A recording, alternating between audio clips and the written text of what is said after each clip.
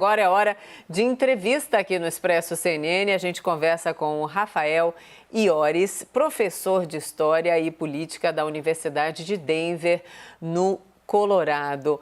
Professor, tá me ouvindo bem? Aqui Mona Lisa Perrone. Boa noite, bem-vindo. Muito obrigado. Boa noite, Mona Lisa.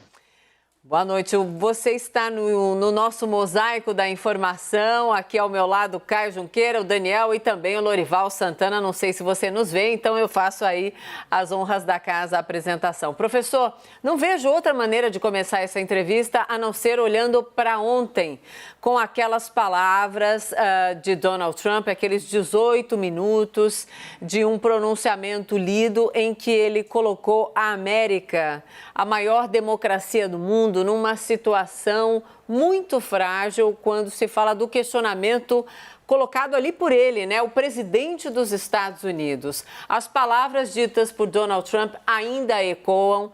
Eu gostaria da sua análise para a gente começar esse papo. Pois não, com prazer.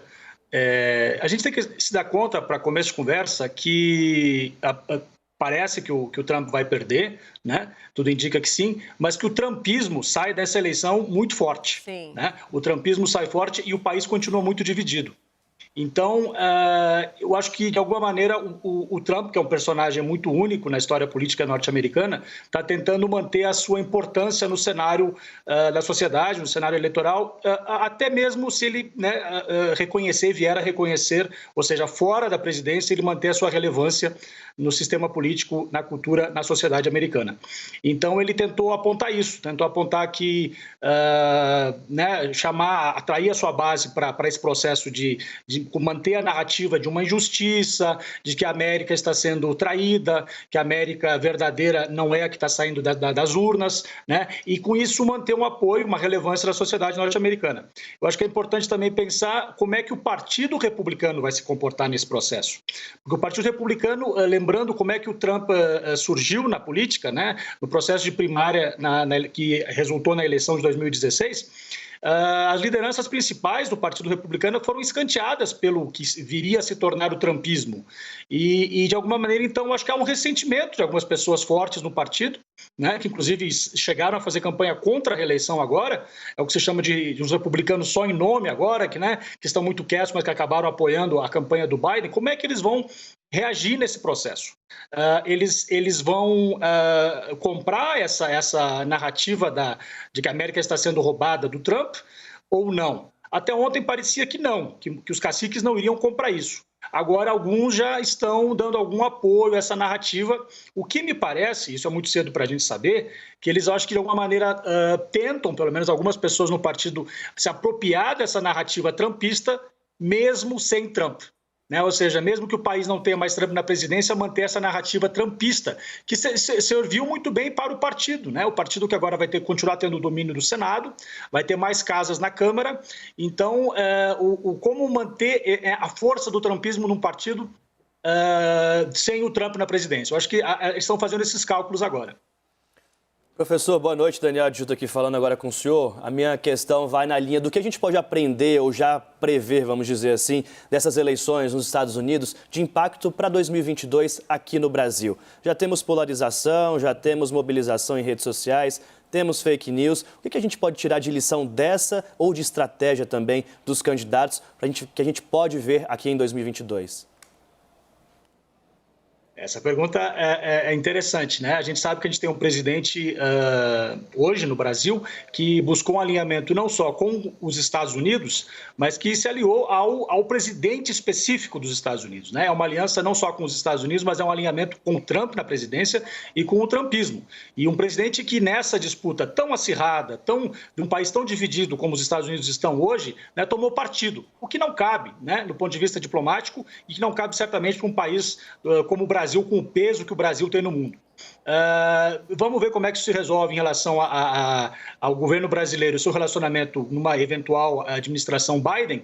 E agora, essa narrativa, né, do trumpismo, essa narrativa do bolsonarismo, né, como salvadores da pátria, como pessoas que representam um aspecto único que está sendo afrontado na sociedade brasileira, isso vai certamente continuar, tanto nos Estados Unidos, com o Trump fora da presidência, mas continuando sendo uma pessoa importante na política, e talvez ainda com elementos do trumpismo dentro do Partido Republicano, e o bolsonarismo vai continuar se valendo de alguma dessas táticas, de algumas dessas narrativas, de algumas dessas maneiras de organização, né, da política via as redes sociais, e isso vai continuar. Agora, até que ponto, daqui a 2 anos, né, o Brasil vai poder manter, para os seus aspectos de reeleição, né, do presidente Bolsonaro, essa narrativa de um alinhamento estreito com os Estados Unidos como a melhor opção para o país? Aí eu tenho minhas dúvidas, né, porque o Brasil é um país que tem um peso muito grande no mundo, que não deveria estar atrelado a nenhum outro país, seja ele Estados Unidos, seja ele China, seja qualquer outro, né, mas um país que tem que ter a sua própria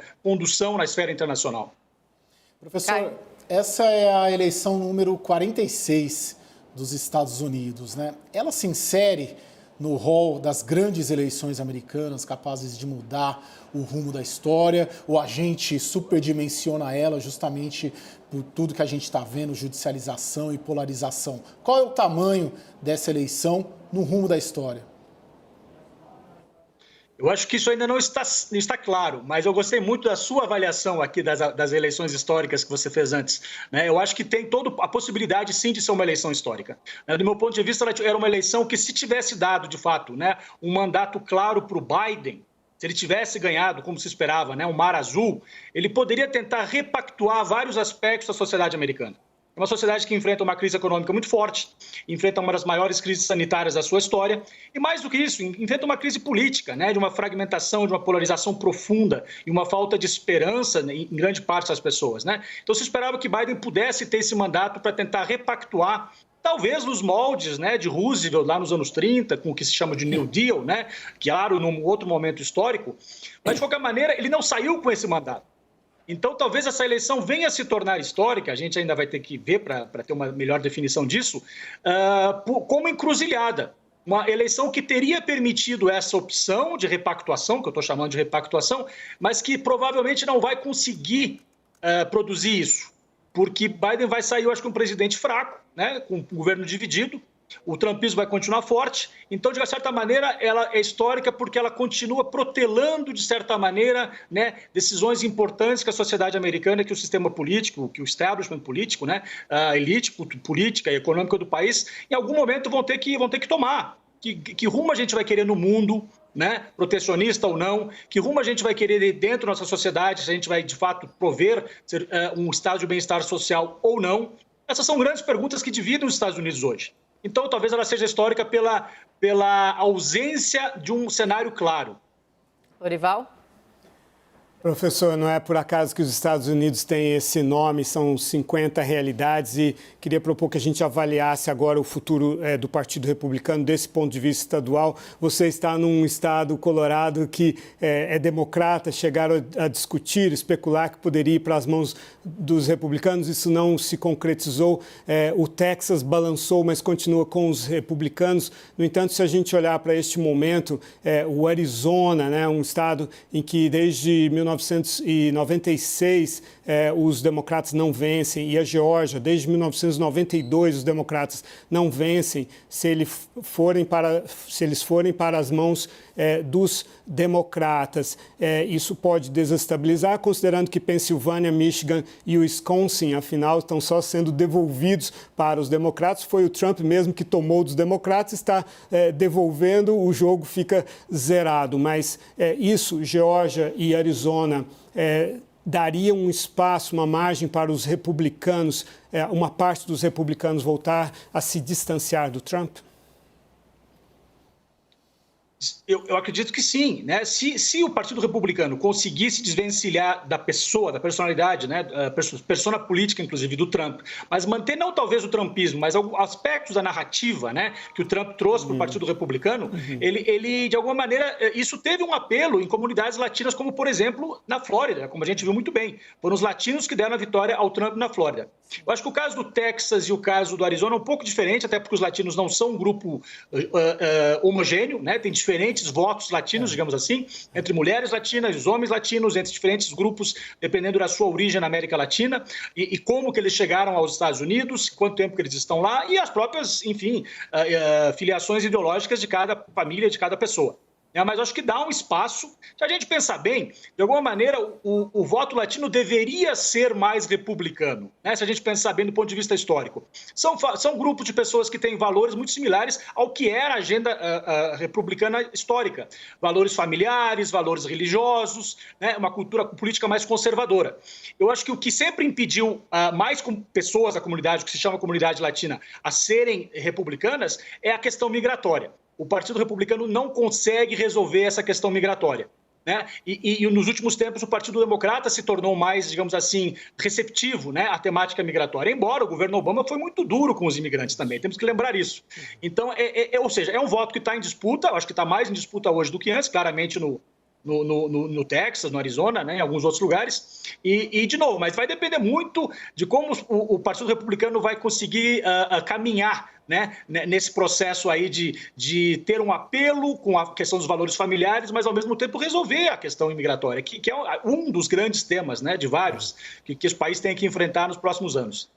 Professor Rafael Iores, muito obrigada pelo seu tempo aqui conosco. Já deixo o convite para uma próxima. Uma ótima noite para você e venha sempre. Convite aceito. Muito obrigado. Boa noite.